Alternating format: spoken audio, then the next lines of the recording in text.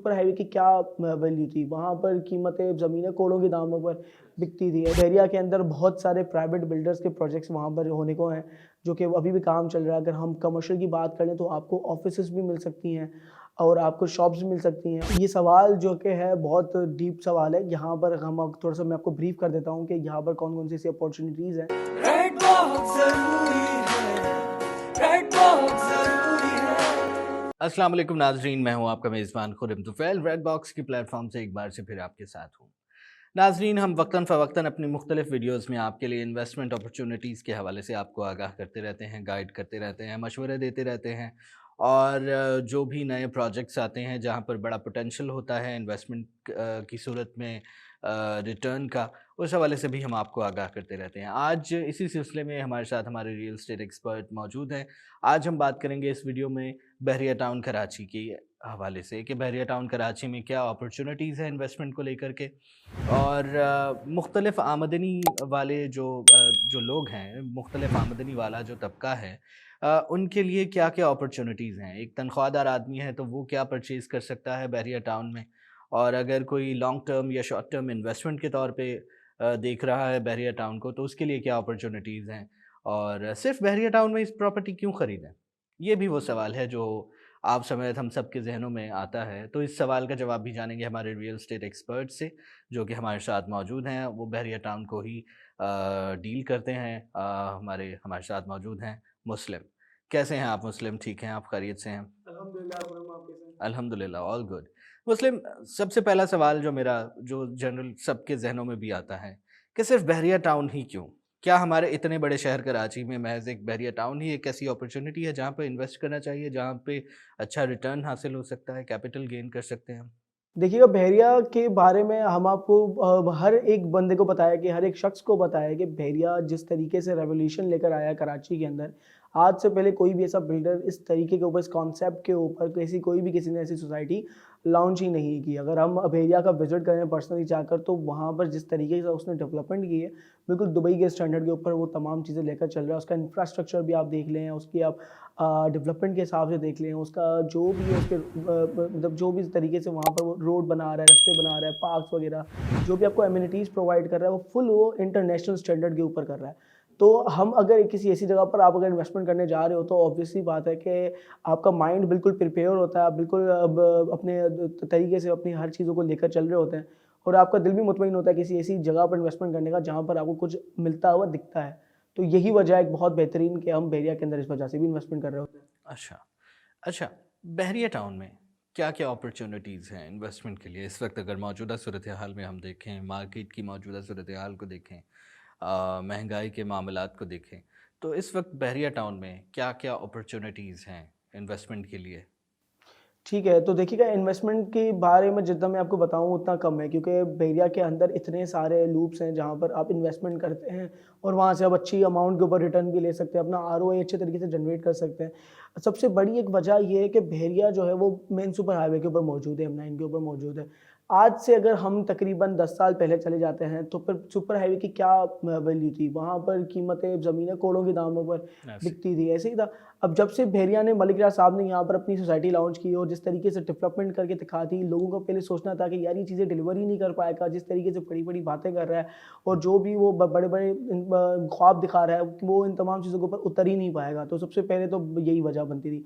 लोग इसलिए यहाँ पर इन्वेस्टमेंट नहीं करते थे। तो जिन-जिन लोगों ने यहाँ पर इन्वेस्टमेंट नहीं की, आज वो पछताते हैं। हमारी डेली बेसिस पे मुलाकात हो रही होती है अपने क्लाइंट से, वो हमें वो अपने किस्से बता रहे होते हैं कि यार मुस्लिम प्रिज़न 1 के अंदर, प्रिज़न 2 के अंदर इकबाल विला, कायद विला का प्लॉट पहले विला इतने का मिलता था, हमने लिया ही नहीं, हम सोचते थे कि डिलीवर नहीं कर पाएगा, ये जो भी है ये तमाम चीज़ें फ्रॉड है, ये है, वो है।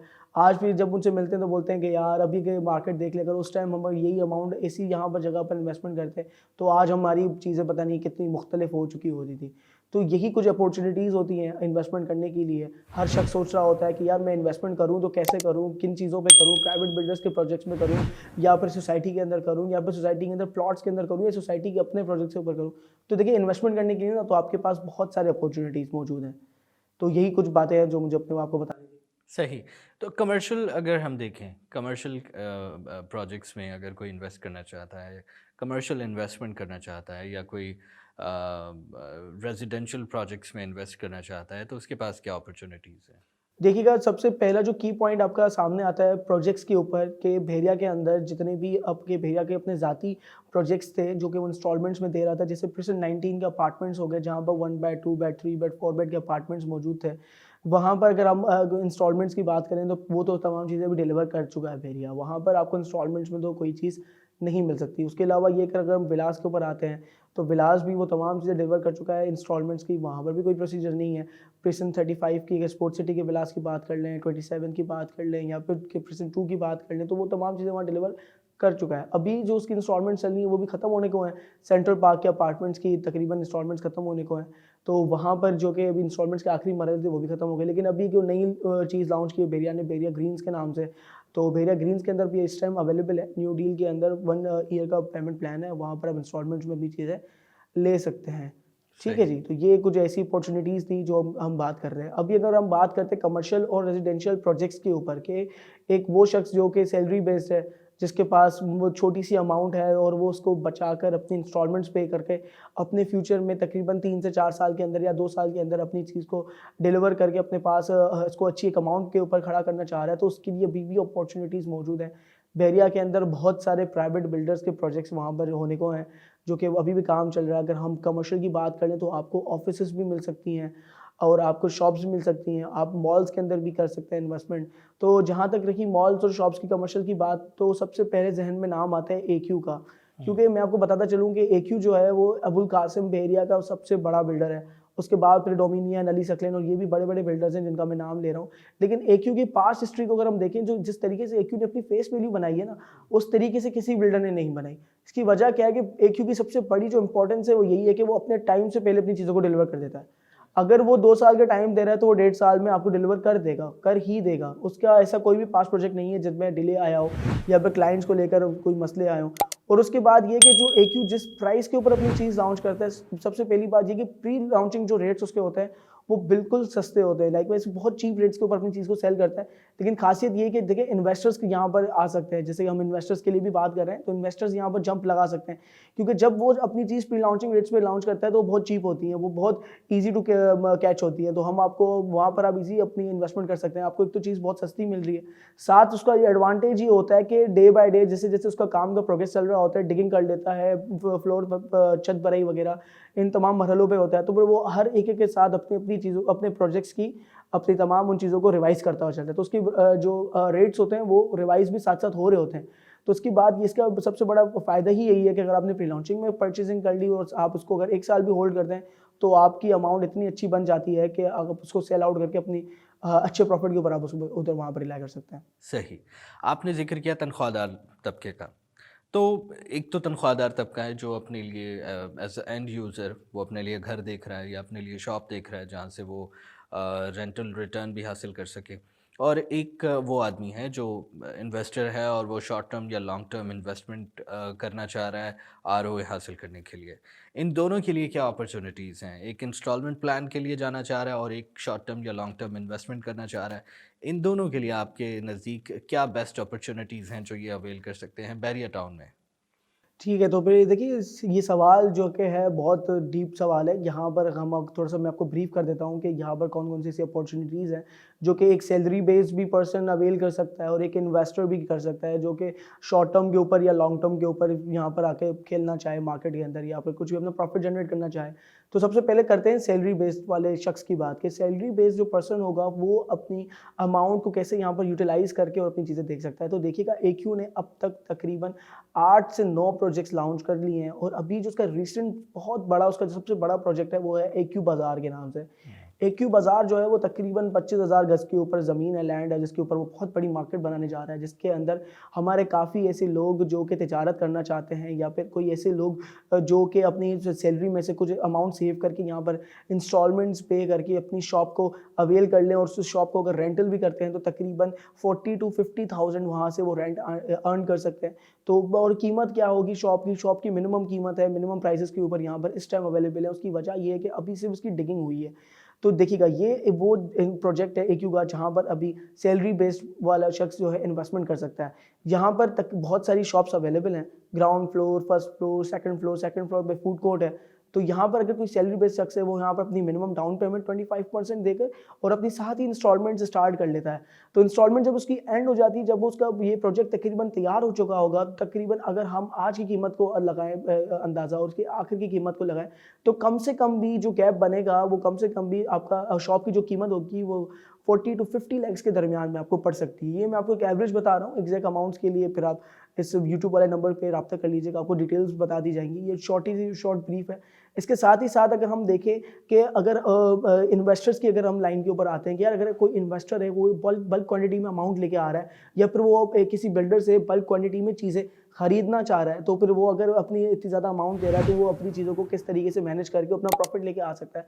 तो उसकी भी यही एक एग्जांपल है, जिस तरीके से मैंने आपको बताया कि AQ अपनी हर डिगिंग के ऊपर अपनी प्राइसेस इंक्रीज कर देता है। तो अगर आप प्री लॉन्चिंग रेट्स के ऊपर चीज़ों को अवेल करते हैं और उसको तकरीबन आप अपने माइंड में बनाते हैं कि यार अगर मैं 3 क्वार्टर्स तक की इंस्टॉलमेंट्स पे करता हूँ, जब मैं 3 क्वार्टर्स की इंस्टॉलमेंट्स पे करूँगा तो फिर ज़्यादा से ज़्यादा 1-2 छतें और डल जाएंगी। जैसे ही 1-2 छतें डेवलपमेंट बढ़ती जाएगी तो आपकी यहाँ पर AQ जो है अपने रेट रिवाइज कर देगा। तो आपकी वो जो चीज़ है वो आप शॉर्ट टर्म में बहुत अच्छे बेनिफिट के ऊपर बेच सकते हैं या सेल आउट कर सकते हैं। अगर आप लॉन्ग टर्म की बात करें तो लॉन्ग टर्म के लिए भी बहुत अच्छे अच्छे प्रोजेक्ट्स AQ के हैं जो कि लग्जरी बेस्ड भी हैं और बहुत बेनिफिट्स के ऊपर आप उसको देख सकते हैं। तो अभी जो सबसे बेहतरीन प्रोजेक्ट है वो AQ का AQ पेंट हाउसेस का है, जो कि वो एक अपनी पेंट हाउसेस विला के तरीके से बना के आपको डिलीवर करता है। आपके घर के बाहर ही आपकी गाड़ी पार्क होगी, मतलब ये एमिनिटीज से भरपूर, एक ही फ्लोर के ऊपर आपको तमाम कमर्शियल चीज़ें मिल जाती हैं, मस्जिद मिल जाती है, आपके लिए जिम मिल जाती है और आपके लिए स्पोर्ट्स के लिए आपको बाकायदा इंडोर गेम्स आउटडोर गेम्स भी अवेल कर सकते हैं आप।